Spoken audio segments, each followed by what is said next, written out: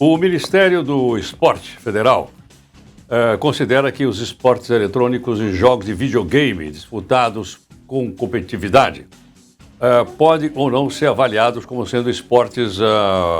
Isso é esportes, não é? A gente vai entrar nesse detalhe. Quem está conosco aqui é a advogada, a doutora Fernanda Picossi. Doutora Fernanda, muito obrigado por sua gentileza, por atender aqui a Nova Brasil. Bom dia, Heródoto, o prazer foi meu estar aqui novamente com vocês. Muito obrigado. Doutora Fernanda, o chamado e-sport é considerado esporte? Não é considerado esporte? Qual é a avaliação que você faz disso? Pergunta difícil, já começou. Essa é uma pergunta muito polêmica, né? Na minha visão, é considerado esporte. A gente não precisa ter o esforço físico para considerar como esporte, né? A gente tem diversos esportes que usam o esforço da mente. Então, não só o videogame, mas a gente tem xadrez, a gente tem, até eu estava lendo bridge. Então, assim, não, na minha concepção, não precisa ter esforço físico para ser considerado esporte. Precisa ter competição, os jogadores tem times, buscam prêmios, tem regras que devem ser obedecidas. Agora, doutora Fernanda, é o seguinte, a gente fala assim, o jogo de xadrez é esporte, eu estive olhando lá. Mas eu imagino o xadrez da minha época, aquele tabuleiro com cavalinho, aquela coisa toda. Agora, o xadrez pode ser jogado também virtualmente. O fato dele deixar de ser físico e ser virtual, ele muda a qualidade, ele deixa de ser esporte ou não? Não deveria, né? Agora a gente tem muito essa questão de tudo online, né? Principalmente depois da pandemia, teve um avanço muito grande, as pessoas passaram a perder o preconceito de utilizar a internet para esse tipo de interação.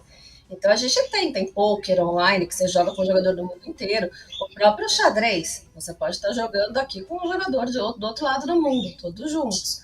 Então não deixa de ser esporte, não. Agora, doutor Fernando, a gente percebe que a moçada toda, né? Tá todo mundo lá no computador jogando alguma coisa, um monte de jogos. Quer dizer, se é um jogo contra o próprio computador, ou contra outra pessoa, ou várias pessoas que estão simultaneamente fazendo esse jogo, nas mesmas condições, ou seja, eu tenho a mesma chance de ganhar do que o meu adversário, né? O que varia, logicamente, é a estratégia, é a perspicácia, etc, etc.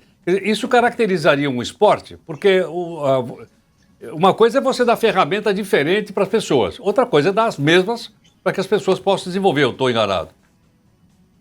Não, exatamente. Para a gente considerar como esporte, a gente precisa ter uma competição. Essa competição tem regra.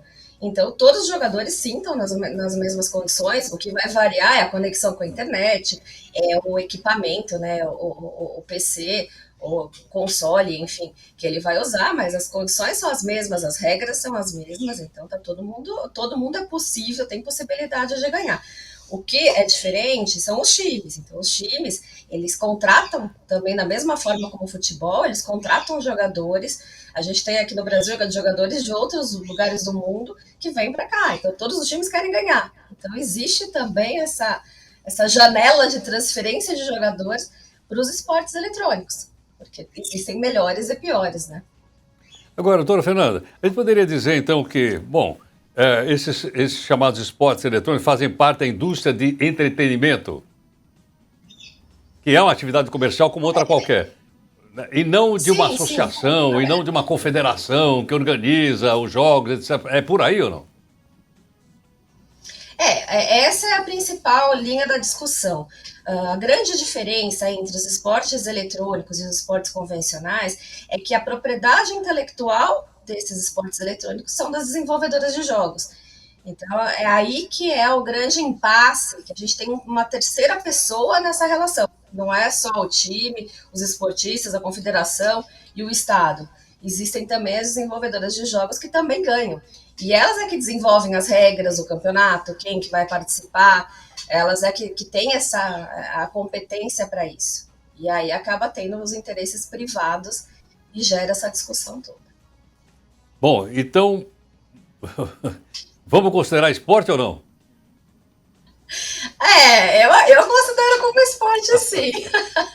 O que vale aqui é a sua opinião, não é a minha. Você que é especialista.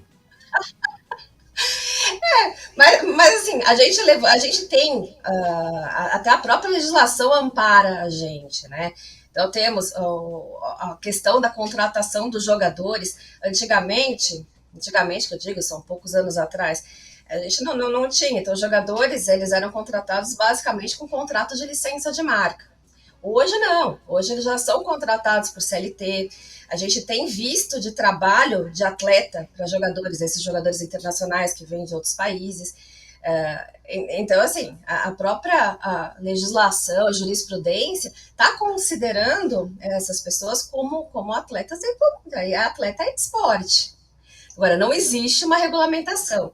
É um tema que gera discussão, ele está em tramitação no Senado há muitos anos, ele não se tem ainda uma regulamentação da profissão do esporte. Mas vamos considerar que sim. É uma oportunidade para o governo incentivar esses jovens, né? A gente tem o Free Fire, por exemplo, é um jogo que democratizou o videogame. Ele não precisa de um console, de um PC muito potente. Basta um celular simples que tenha conexão com a internet. Então a gente tem vários casos de jovens de periferia que fizeram muito sucesso, mundialmente falando, e mudaram a própria vida e a vida da família. Então, é uma oportunidade para o governo, sim, ajudar e dar mais condições para esses jogadores.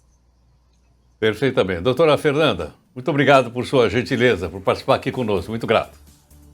Imagina, eu que agradeço. Um abraço. Muito obrigado. Doutora Fernanda Picossi, advogada especialista em esportes e propriedade intelectual. A gente vai aprendendo coisas incríveis aqui, né?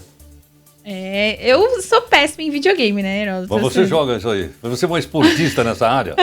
Nem um pouco, assim. Eu joguei League of Legends, né, que a gente comentou mais cedo, que é também de competição, de estratégia de grupo. Cada um tem um papel dentro do time, então tem alguns que são do ataque, alguns que são da defesa. Então tem uma estratégia ali, mas assim, eu era péssima, assim. Larguei a vida muito cedo de atleta de esportes, assim, muito, muito cedo na vida, assim, abandonei essa vida. Vamos acompanhar, 8h31.